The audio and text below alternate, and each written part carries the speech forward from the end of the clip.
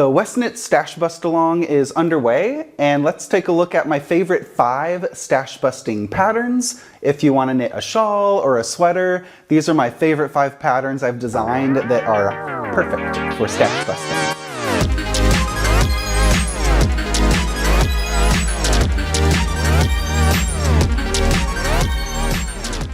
One of my favorite projects I've ever knitted, and I've loved it so much, I think I've made 3 or 4 by now, is the Penguono jacket. This is a true stash buster because you can use as many types of yarns and colors as you like. And I really believe that the Penguono reflects each knitter's own color tastes and sense of style, because even if you have a pile of yarn that's exactly the same as your friend, your Penguono is going to become totally different depending on where you place your colors. So this jacket is done in a modular fashion where you're making it one section at a time, and then you're knitting mostly garter stitch and a little bit of seed stitch on the sleeves and on the back of the jacket. And my favorite feature are the textured welts that occur near the beginning of the project on the back of the jacket. So it's got a little taste of texture, but otherwise it's very simple knitting, and it's this modular, boxy landscape of a jacket for you to customize with your colors. So you can truly make a one-of-a-kind Penguono jacket just out of your leftovers. So I recommend organizing them by color palettes and then deciding which color comes next. You can improvise your colors or plan out your colors by looking at the photos in the pattern. So let's take a closer look at the Penguono jacket sections and see what I did with all of these fun marled mixes. This is the back of the Penguono, and it starts with this rectangular seed stitch section, and you're always holding different yarns together. So for my Penguono jacket, I use mostly a DK weight yarn held together with a fingering weight yarn, or a DK weight yarn held together with a fluffy yarn like Ching Fibers Melted Baby Surrey, or like 1 strand of DK weight and 2 strands of lace weight mohair silk. So you can mix yarns together in a different type of way. And there's a chart included in the pattern that gives you some guidance on what types of yarn weight to put together depending on the size that you want to achieve. So check out that chart in the pattern to get all those yarn mixing specifics. And if you're a new garment knitter, or you really love the jacket but you're a bit intimidated by all the types of colors and sizing and construction, I have a workshop called the Penguono Workshop that walks you through every section step by step, knitting along with you. So I talk about color choosing, the sizing, showing the techniques and the construction. That's a Penguono Workshop at westknits.com. So that will really help you handhold you throughout the way, step by step. But if you're planning colors for your own Penguono jacket, I would just get all the colors out on the floor and then start arranging them into color families. So getting your blues and grays, putting some golds and warm tones together. And when you're making your jacket, it helps to have a little general idea of what you're gonna do for the sleeves or the collar so that you can save some of your yarns for those sections. There's a lot of photos in this pattern that will help you with the construction as you knit, but you start with the back. You'll make the choices for your welts. These would be really great for some color pops or something really different from the rest of your sweater. And then it continues knitting sideways. You're gonna pick up and knit the side, and then each section is modularly knitted. So you're knitting the stitches together as you create the jacket, and then you pick up and keep going to make the front piece. So it's a lot of simple flat garter stitch sections. And then your final opportunities to customize the sweater are with the sleeves. You could make short sleeves like the pattern instructs, or keep on going. You could make a long sleeved version. And the border. This is gonna help determine the final length of your jacket. So you can try it on at the end, start knitting your garter stitch border, and you could make it really small for a short version, or you could make this twice as long for a more dramatic jacket statement piece. You could make like a Penguono coat if you keep on going with this final border. And then I love this jacket when you flip it upside down.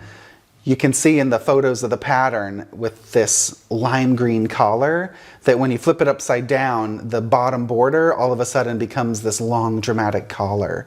So it's a very transformative piece that captures all of your favorite yarns together, and you can hold them together, stripe them, and get different types of effects. You can see quite how random it is with my color choices. Sometimes it's a stark contrast with the stripes, a fluffy black mohair, and some gray, 2 strands of yarn, a DK weight and a fingering weight held together. And then I had some marled yarns, some speckles, some fluffy multicolored yarns like this. So you can really use all kinds of colors and fibers together. And don't be scared about mixing a wool with an alpaca or putting a little of silk or some sock yarn into the mix. Some tweedy yarn, more fluffy, a bright color pop. This was a really bright yellow Icelandic wool, a hand-dyed Icelandic neon Penelope wool. It was an unspun, so you can collect all different types of yarns and just embrace the range, the variety, and all the diverse textures and colors in your stash.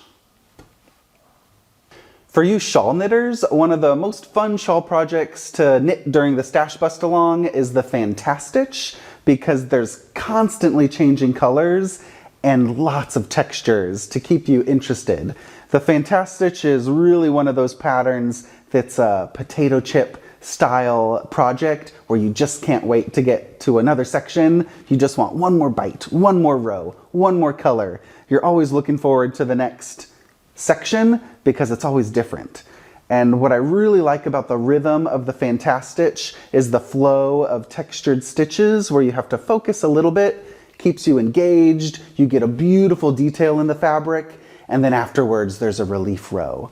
There's very simple garter stitch, really easy eyelet rows, so there's a nice mix of where you're focusing, and then you get to relax and TV knit and enjoy some simple solid sections. So let's take a look at the size differences of the Fantastitch pattern. You'll need 7 colors if you're knitting it like the original version, or you can stash bust it up and knit a 20 color version using a different color for every stripe. Here's the Fantastitch shawl up close, showing all those fun textures. You're gonna start the shawl at the top center with this twisted rib, and there's a cast-on tutorial on YouTube you can watch as I start the Fantastitch shawl. That's going to get you started with that cast-on tutorial. And then you get into some really fun textures like cables, some slip stitches, a solid section of triangles, and there's some really easy garter stitch, seed stitch. So it's broken up into a format where you're working with some stitches you focus on, like this slip stitch V, and then other solid sections that you really get to relax and enjoy some more meditative knitting quality in this process. So I used 7 colors for this. This one's knitted with West Wool Bicycle. So if you have this 50-gram yarn, West Wool Bicycle, you'll need 2 skeins for most of the colors. Some of the colors you'll need just 1 skein of. So check the yardages in Fantastitch. There's 7 colors written in the pattern, so you can get your yardage right and weigh your yarn with what you have, whether you're working with single skeins from your stash or leftovers. If you're working with leftover yarns from your stash and building a fun palette, something with all of these fun leftover pops, then weigh your yarn to estimate how much you have and make sure that that's enough for the chosen colors using 7 colors. But what I challenge you to do for something extra stash busty is to start with the little stripes. They use itty bitty bits of yarn, and then you can make up your colors as you go, and you could turn this multicolor project into a 15 color project. So you could use a different color for every single stripe. Even like different shades of the same color could be really interesting, like mixing a lot of different shades of green together. So you could do a different shade for every stripe and make it extra color popping, and it'll give more depth and dimension and give that really scrappy true stash busty quality. My top tip for stash busting with these long rows is when you're out here knitting the long rows, weigh your yarn before you start knitting a stripe. And then let's say you have 20 grams of yarn before you knit a section. Knit 2 rows, and then you might have 15 grams left. So then you'll know that 5 grams was 2 rows of knitting. And then that's going to be a good way to estimate that you can knit many more stripes. So if you've got 20 grams and you know that every 2 rows is 5 grams, you can do 4 2-row stripes. So weigh your yarn as you go towards the border, especially if you're working with leftover small bits of yarn, and that's going to give you a good indication of how many rows you can knit with those scrappy colors. And remember that whenever you run out of yarn, it's a really great opportunity, a color opportunity, to grab a different color and spice it up. Even if it's in the middle of a section, you could just add an extra color pop, and that'll add more flavor, more spice, and more depth and dimension to your Fantastitch palette.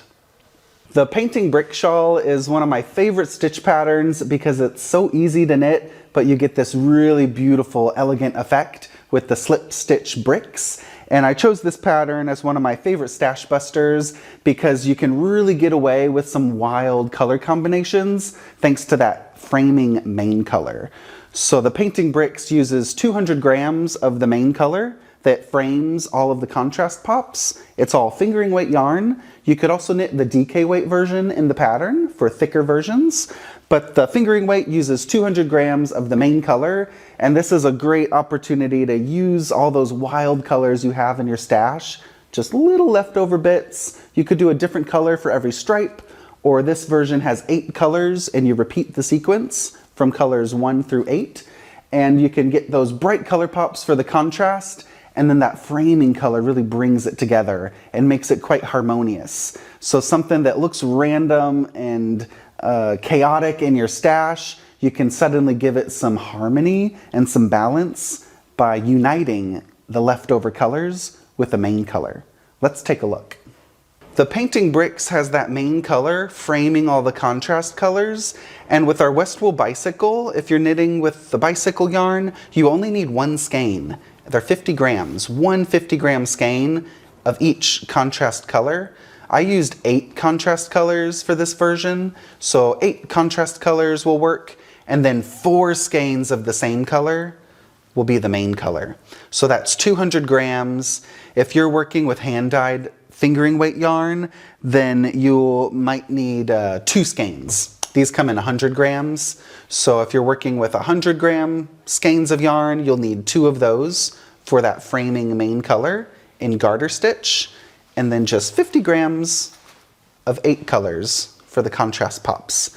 That's if you're repeating the color sequence. So here is my colors 1 through 8, and then I start again with the peach, and I have orange and the corduroy, unicorn, sage, Dijon, pickle juice, royal, and then I repeat again with that starfish colorway, that peach. So each color is repeated 1, 2, 3, some of them 4 times, but if you have lots of little bits and leftovers, you could just get those mini skeins or leftover yarn bits out, and you could use a different color for every single contrast stripe. If you're using different colors, just make it extra scrappy and could be all kinds of different colors, random contrasts, or if you want it to be a bit more of a gradient, you could start with your lightest colors and then your medium colors in the middle, and then you could end with your dark jewel tones and saturated colors at the border. So the painting bricks is a beautiful harmony to play with that main color. It harmonizes all those contrasting colors together and can give you that stained glass effect in your knitting. Really great for single skeins and a perfect pop for those leftover yarn nuggets. Can you believe that you can make an entire sweater or cardigan just out of little leftover bits of yarn? Well, with marled knitting, that is your solution. The Garter marler cardigan is one of my favorite stash busters because of the magic that you can just use little scraps and leftover bits, put them all together and blend them with the fading marl technique, and you get this gorgeous, awesome little souvenir scrappy cardigan out of your random leftovers. So this garter marler cardigan is knitted flat in garter stitch with top-down construction, and then the sleeves are knitted in the round with the same garter stitch fabric, and then I framed it with some nice 2x2 ribbing, and I took it to an extra scrappy level by using self-striping that marled Zauberball yarn, and it was a color-changing type of yarn for my border colors. So everywhere in the fabric there are constant shifts and marls. So let's look at some color combinations, and I'll show you the strategy that I used to mix and marl my fingering weight yarns for the Garter marler cardigan. The Garter marler cardigan works with marling, so with 2 strands of fingering weight held together, that's going to give you that DK weight gauge of the entire fabric. It's really squishy with the garter stitch, and I love the constant color changes. So if you want to get a similar version like this that's very blended with the random clashing stripes mixing together, you don't see huge chunks of the same color combo. You see lots of different shades transitioning very quickly. In order to do that, you need to change colors quickly every 2 to 8 rows. So don't wait too long until changing colors. So you might have maybe this blue and this gray held together. Do them for about 4 rows or so, and then you can change one color and start marling it with the next shade. And then 2 rows later, you could change it up and hold these 2 together. So I always drop the old color and work with a new color. So I drop the old and replace it with a new. Ooh, a really bold pop, maybe just a really skinny stripe, just 2 rows for something like that. And then drop the old and could do a high contrast. If you want to know what your colors are going to look like knitted up, you can twist them, do a little twist test, and that gives you a good indication of if it's going to contrast or if it's going to blend. Here's 2 light colors. These are going to be quite blendy, I think, because they're both so light. Ooh, yeah. So when you have really similar shades, that's going to help give you that blended quality. So you can start making some plans with your colors, dump out all your colors onto the table, and then start arranging them from light to dark. And then you could make some fun color sequences like this. And then you can go, ooh, I'll transition from my golds into some blues. And maybe this self-striping yarn. And then maybe this could transition into some pinks and purples. So you can start to make a little strategy for yourself. And I like to plan the next 3 to 5 colors in advance. So as you're knitting with 2 colors held together, have an idea of where you're going. Even if it's just your next color or your next 2 colors, that can give you a good sense of where the contrast is going to take you. And then as you knit, always listen to the fabric and add more colors, okay? Don't play it too safe with these stash busting marls, because it's so fun to surprise yourself with a shocking contrast stripe.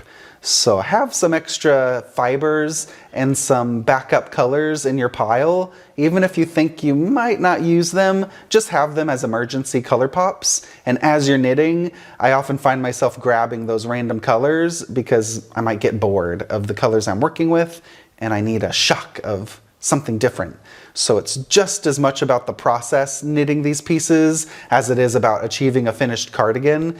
You know, you want to wear it and you want it to be beautiful colors you love, but you don't want to be bored as you're knitting it. So have lots of options to stripe and transition.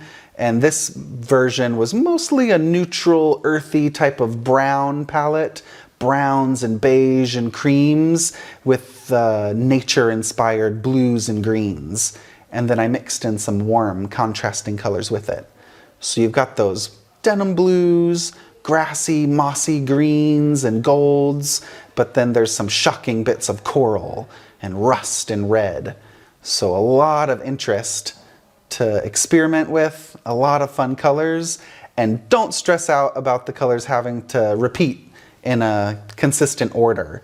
So you can work with one color series and you don't have to repeat that series. Just keep on experimenting with your shades, and remember that sometimes your color combinations are going to be random, and you're going to have a color into your sweater that it just depends on what you have in your stash. So it doesn't have to be perfect. You can really embrace all those different clashing types of color stories, but start with a pile and then add different shades of those colors so you have more variety of the different color families to blend. One final thing that's going to help you melt the colors together is having the speckled types of yarns. These are really great for blending because they have different tones in them.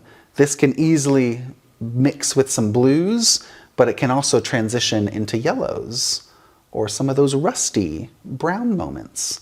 So working with the speckles is a really great inspiration to pull it into the warmer tones, or this you could take into more neutrals, or it has that orange inspiration too. There's a lot of different shades that you could hold this with to make it harmonious in melting and blend. My final fifth favorite stash buster is the Jigshawl puzzle. This is another marled type of project. So the same kind of marled techniques like the Garter, marler, cardigan and the Penguono that I showed, but this is in a shawl variation with always 2 strands of fingering weight held together. And what I love about this project is the instant gratification. Each little section is like its own project, so you get that sense of completing something in a very bite-sized format. And the gauge overall is about a DK to worsted weight gauge. So if you want to substitute and even mix some of your worsted weight yarns, you could do just 1 strand of worsted weight or DK weight for any of the sections, and then you could marl and use fingering weight doubled for everything else. So this project I used mostly fingering weight sock yarns and those skinny single ply merino yarns for all of my puzzle piece sections. And I love the geometry and I love how quick each little section goes. With this pattern, you're gonna find a map, a schematic that maps out the entire shape flat, and it subdivides all the sections with the section numbers. So if you even want to print that out and color in the shapes to pre-plan your colors, you can use that strategy to visualize the illustration, plan out your colors, or if you're like me, just pick your favorite color for section 1, cast on, and then make up the colors as you go. Let's take a look at these little jigsaw puzzle pieces and plan some fun color options. Here are all of those little modular sections of the Jigshawl puzzle. This was a really fun experiment because I didn't know where this shawl was going when I started it. I cast on here for section 1 and I just improvised the shapes and took notes as I was designing the pattern. So lucky for you, it is now a final pattern and it has all the sections mapped out and illustrated with a schematic to help you plan out the direction of the shapes and where to place your colors. If you're starting this project from the beginning, I recommend just to take it a couple sections at a time, and it's fun to make up the colors as you go, and that keeps you knitting in the moment and keeps you knitting with that sense of wonder. What's going to happen next? What are the colors going to do as I add more different shapes? So make it up by just choosing a few colors at a time, and then once you have those knitted up, you can plan your next sections. My overall plan with this palette was working with a lot of fluffy yarns. I had a lot of the fluffy baby Surrey alpaca. You could use mohair as well, held together with your fingering weight yarns. That could be really fun for some marled sections. And then other sections I had were non-fluffy. So I tried to separate and have a fluffy section, and then next to the fluffy section was a non-fluffy. These were just 2 sock yarns held together. So it's more of a matte texture. So it's up to you, depending on what yarns you have. If you want to mix it up with that fluffy, non-fluffy, you could have all of the sections with mohair held together with them or alpaca, and the whole shawl could be fluffy. But you're always holding 2 strands together, 2 strands together. Sometimes they're going to blend if the colors are really close. So if you have 2 similar colors that are both very purpley, that's going to blend and won't contrast quite as much. It's going to make a murky marl. And then if you have 2 high contrast colors, like a really bright and a really saturated color, you're going to get more of a contrast in your marl. So you're going to see that barber pole type of style. And that happens in sections like this with a brown and an orange. This was a dark purple and a light pink. And then other sections of mine were really similar. You can't even see which yarn is which because they're both so light and blending. So Jigshawl puzzle, you're gonna knit this project in garter stitch, lots of easy stitches, and every section is seamlessly knitted together. So on the back, you have all these beautiful lines and intersections from the sections, but they're knitted together seamlessly, piecing the sections together as you knit. There's no seaming in this project. So a very fun seamless knit, and then you pick up stitches around the border for the final I-cord bind off and tassels. Well, those are my favorite 5 stash busters. If you've knitted a Westknits project that you think is perfect for stash busting, that you really loved, then leave a comment down below and let me know which project you really like that you've knitted, or if you have a project planned for the Stashbustalong, let me know in the comments which pattern you're gonna knit for the Stashbustalong. We're gonna cast on together anytime starting from now and knit throughout April, and the official end date of the Stashbustalong will be May 15th. So post your photos on Instagram by that date, by May 15th, your progress photos, your finished photos with the hashtag Westknits Stashbustalong on Instagram, and also post them in the Ravelry group, the Stashbustalong. And on May 15th, I'm gonna select some prize winners. So any photos that are posted in the Ravelry group or on Instagram with the Westknits Stashbustalong hashtag will be eligible for some gift certificates. There'll be some yarn, some bag prizes, and I'll choose all of those from May 15th until May 19th will be the selection when I announce all the giveaways. So we'll have a lot of fun getting inspired, and to round this off, I want to do a few honorable mentions. I have my favorites, but my patterns are my babies. They're all my favorites. They can all be turned into stash busters. So for a small project, the honorable mention goes to the rain or shine socks. These are really great for using a little bits of yarn for the cuff, heel, and toe, and tiny bits, a different color for each little stripe. They're 8 round stripes with all of these little contrast colors, and you can dive into mini skeins using little leftover bits. This could be the start to your sock. You could do a blue pair. So get all your little bits of sock yarn out, and you can knit the rain or shine socks, or the new spring cleaning socks is a really great sock yarn stash buster.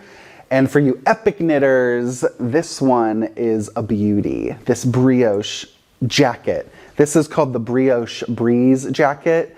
And if you're a really adventurous, just artistic, dramatic, stash busting type of knitter, you gotta have this in your closet. It is so fun with the brioche stitch that begins the first section.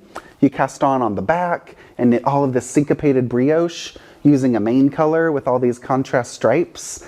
And there's fun short rows, these big ribbed sleeves, a beautiful shaping on the front panels, and it is just a gorgeous modular jacket with all these fun color pops. This one's done in DK weight or worsted weight yarn, so you could mix all of those yarn weights together in the DK weight range or hold fingering weight double for any of the contrast pops. That always works to get a DK weight gauge. So Brioche Breeze jacket, honorable mention. Congratulations to the Brioche Breeze. I can't wait to knit along with you and see what color palettes you're choosing. So keep on sharing those photos so we can get inspired by all of our creative stash busting projects.